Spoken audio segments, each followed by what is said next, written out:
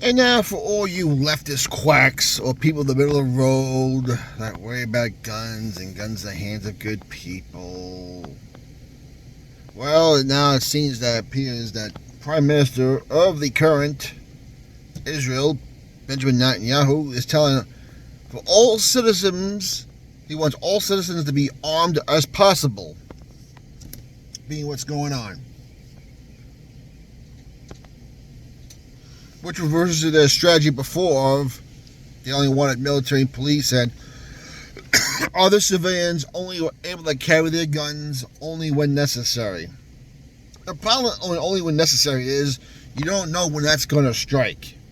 And after watching many of their kids getting beheaded, their women getting raped, their festival getting disrupted with bombs and gunfire, you needed your guns then to take out the threat, or at least fire it off, or at least reduce the number of good people dying, getting beheaded, and get killed. This whole reactive thing, which is typical of government, no matter where you go, doesn't work. It may work in the end, but if you're in charge of keeping your people safe, then you need as many good people with guns on them at all times.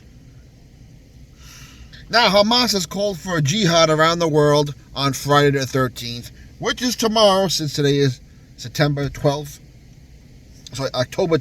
of 2023.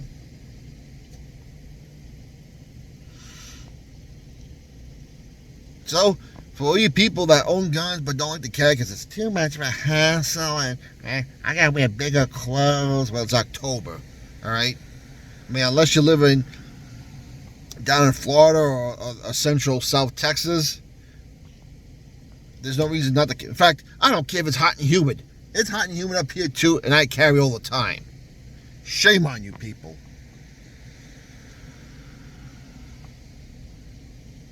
This is the same attitude that has gotten people in churches killed because it's God's house. It's God's house, and He'll protect us. Well, you know what?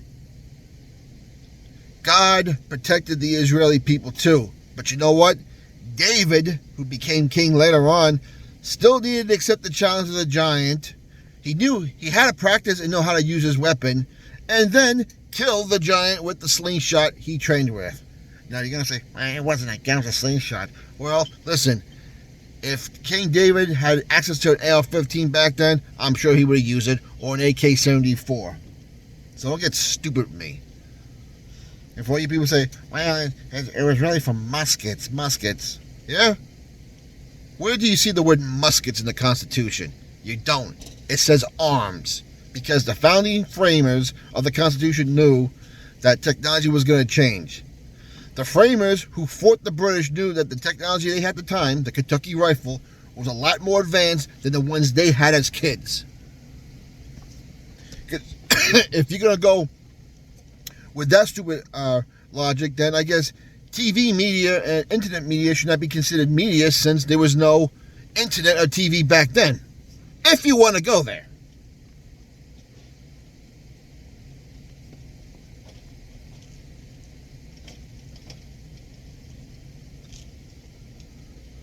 So citizens, once again, I'm warning you. I'm asking you. Carry your weapon at all times. Know how to use it. Go to the range. Take some lessons.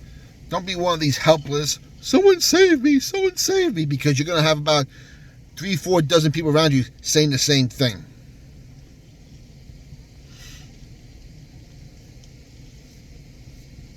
Bad guys don't care about laws, they break laws.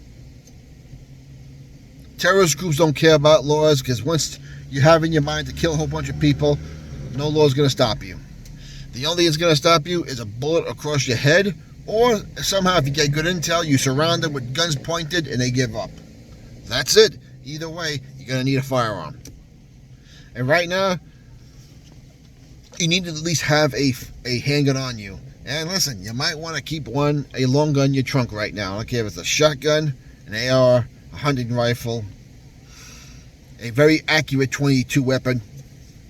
anything you're comfortable with and you can shoot that can ruin a bad guy's day, you need to be carrying right now.